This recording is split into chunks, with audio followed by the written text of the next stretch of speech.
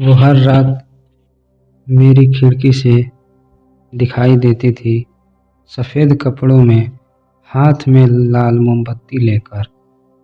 पहले लगा कि सपना है, लेकिन जब उसने शीशे पर लिखा हेल्प, तब समझ आ गया ये कोई इंसान नहीं, एक रूह है जो मुझसे कुछ कहना चाहती है। राघव एक कॉलेज स्टूडेंट था।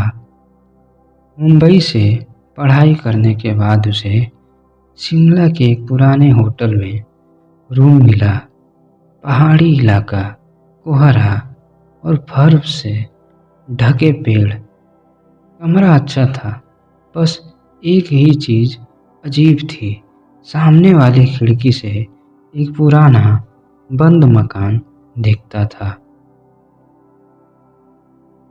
रात में वहाँ एक लड़की की परछाई दिखती थी, लंबे बाल, सफ़ेद कपड़े और हाथ में लाल मोमबत्ती लिए हुए।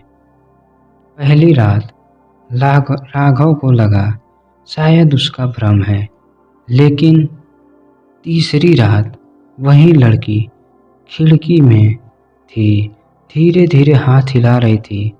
राघव घबरा गया, पर उसके चेहरे पर कुछ ऐसा था कि डर और रहस्य दोनों लग रहे थे। अगले दिन उसने हॉस्टल वार्डन से पूछा, मैडम, सामने वाला घर किसका है? वार्डन बोली, वो घर तो पिछले कई साल से बंद है। वहाँ रहने वाली लड़की की मौत हो चुकी है। राघव ने पुराने रिकॉर्ड में देखा, लड़की का नाम अनाया था। वो हॉस्टल में पढ़ती थी। एक रात आग लगी और वो उसी घर में जल गई, लेकिन कोई नहीं जान पाया कि आग कैसे लगी। उस रात के बाद हर फुल मून नाइट को उसकी आत्मा उस खिड़की में दिखती है। राघव ने हिम्मत की। अगली रात खिड़की के पास जाकर बोला, अगर तुम सच में हो तो मुझे कोई निशानी दो। कुछ देर सन्नाटा रहा, फिर खिड़की के शीशे पर हेल्प लिखा हुआ दिखा। राघव डर गया, लेकिन पीछे नहीं हटा। उसने कहा, क्या हुआ था तुम्हारे साथ? तभी हवा चली, कमरे की लाइट झिलमिलाई और एक ठंडी सी आवाज़ आई, किसी ने मुझे मारा। राघव ने जांच शुरू की।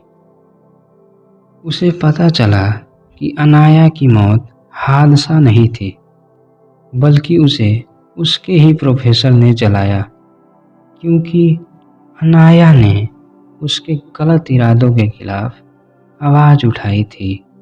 राघव ने ये बात पुलिस तक पहुंचाई, लेकिन जब तक उसके कमरों में अजीब चीज़ें होने लगी, दरवाजे अपने आप बंद होना, शीशों पर उंगलियों के निशान और हर छत खिड़की से वही मोमबत्ती की रोशनी।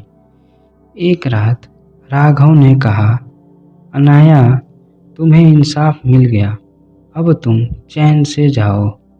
धीरे धीरे कोहरा गहर आया। खिड़की में वही आकृति आई, मुस्कुराई और बोली, धन्यवाद, अब मैं मुक्त हूँ। मोमबत्ती की लौ बुझ गई और खिड़की का शीशा टूटकर नीचे गिरा, जिस पर लिखा था, अब तुम मेरे दोस्त हो। कुछ हफ्ते बाद राघव नए हॉस्टल में चला गया, और हर रात उसके फ़ोन पर एक अनजान नंबर से कॉल आता और स्क्रीन पर लिखा होता, अनाया कॉलिंग। राघव घबरा जाता। एक रात उसने कॉल उठाई, सामने वही ठंडी आवाज़, मैं अब कभी अकेली नहीं रहूँगी। तुम मेरे साथ हो। और उसी वक्त उसके कमरे की खिड़की अपने आप खुल गई। लोग कहते हैं राघव उस रात के बाद कभी नहीं दिखा। उसका फ़ोन मिला, स्क्रीन पर आखिरी मैसेज था, शी इज़ हियर।